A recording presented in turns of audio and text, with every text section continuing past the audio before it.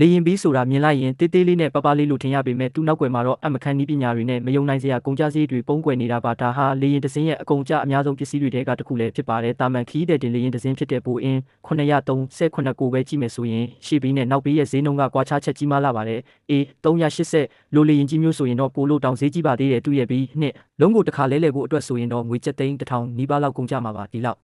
တောင်ပါလို့ဈေးကြီးရတာလဲလို့တွေးမိကြမှာပါတကယ်တော့လေရင်ဘီးတွေဟာပုံစံသားတာမန်ဖြစ်နေပေမဲ့မယုံနိုင်လောက်တဲ့ဖိအားတွေကိုခံနိုင်ရရှိရတာပါခီးသည်တွေနဲ့လောင်စာစီအပြည့်တင်ထားတဲ့လေရင်ကြီးတစ်စင်းဟာအလေးချိန်တန်း80 80လောက်ရှိပြီးအဲ့ဒီအလေးချိန်တစ်ခုလုံးကိုဒီဘီးလေးတွေကပဲအကုန်ခံထားရတာပါဒါတင်မကသေးပါဘူးလေရင်ဆင်းသက်တဲ့အချိန်မှာဆိုရင်လဲတနာရီ9မိုင်200ကျော်ရှိတဲ့အချိန်နဲ့ရက်တက်နေတဲ့ဘီးတွေကိုအသက်ဝင်သွားအောင်လှုပ်ဆောင်ရတယ်လို့လေရင်ကြီးတစ်ခုလုံးရဲ့ရိုက်ခတ်မှုတန်းကိုလည်းချက်ချင်းခံယူပေးရတာပါဒီလိုအခြေအနေများ